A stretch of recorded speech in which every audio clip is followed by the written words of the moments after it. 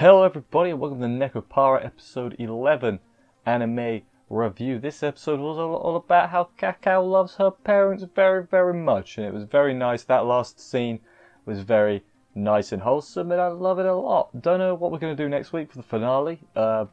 Cacao, hopefully she doesn't get written out. Hopefully she shows up in the next game. That would be nice. In a PG way she can show up. Let's not be weird, guys. Come on, let's not.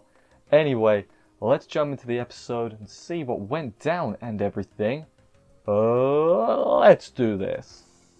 We open up with the kawaiiest mofo scene I've ever seen, with chocolate, vanilla, and Cacao just hugging in bed. Very nice stuff. Cacao's friend comes to get cakes or whatever and ends up inviting Cacao around her house.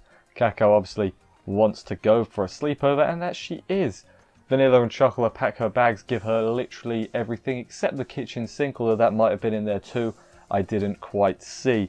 Cacao, thankfully, one of his two lines this episode, speaks a bit of sense to them. It's like, she can't carry that, she's got tiny arms and tiny legs.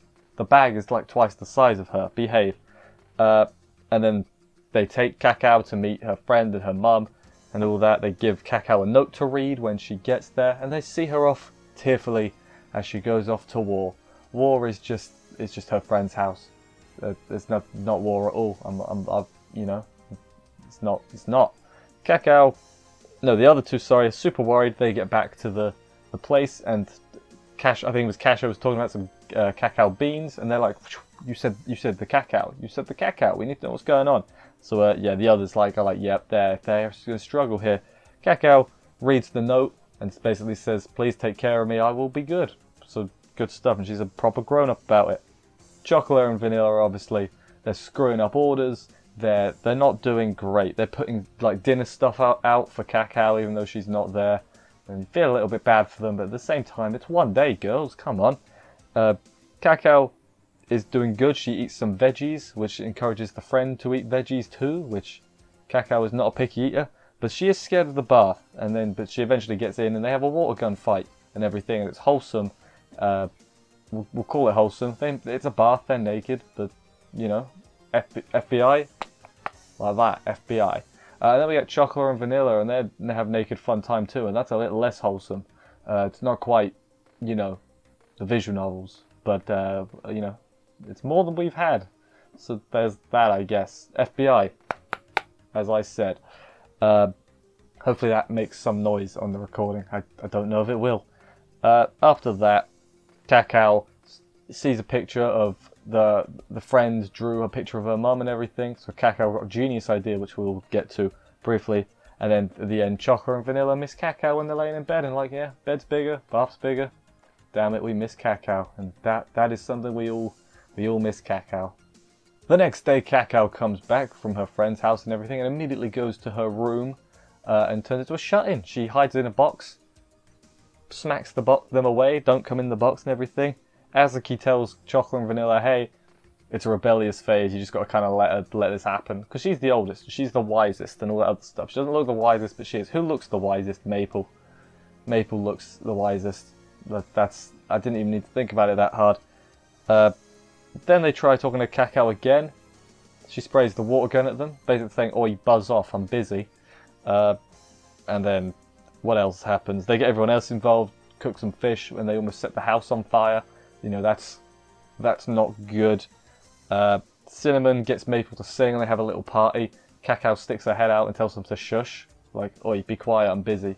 So yeah, Cacao literally overnight she turned into a 15-year-old teenager. So, you know, that's a thing we got to put up with now.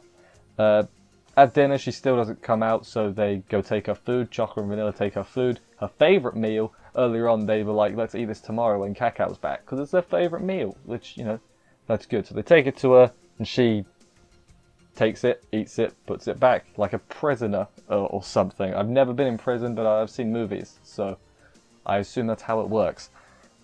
But anyway, the last resort, let's enter the box by force. However, they don't need to. Cacao pops out and reads a note she's written, basically saying thanks for doing everything with me this whole series. It's really nice. She also drew a picture of them, and you know, Don't become an artist. Ah, that's not fair. She's a kid. I can't say don't become an artist. She might get really, really good. Who knows? When do kids know they're good at art? Or where do people know that kids are good at art, is what I should have said. That's the real question. But yeah, then they do hugs. She says I love you, and it's really nice. Daisuki and all that. Hugs. And then at the very end, they sleep hug. Like, they hug in the sleep again. Like at the very start of the episode. Full circle. That's where the episode came. That was the end of this week's episode. I enjoyed it, as I say. One other thing I've realised, it's probably been doing it the whole season, and I've only just noticed it on episode 11. But the ending song was only sung by Cacao, Vanilla, and the other one. Cacao, Vanilla, and Chocolate. Jeez, that was bad. I completely forgot her name then. So yeah, it's probably been alternating throughout the whole series. I have only just realised. So, you know, plus points for me. Also, when Maple was singing, she was actually singing, she was good. So, yeah, there's that too. But yeah, next week's the season finale. Not too sure what they're going to do. They might have... what they might do is they might have Cacao get found by her original owner and then go home. Which, not, you know, I don't really want that because, you know, I like... Cacao can stay. She's nice. She's best daughter. That's where we're at right now.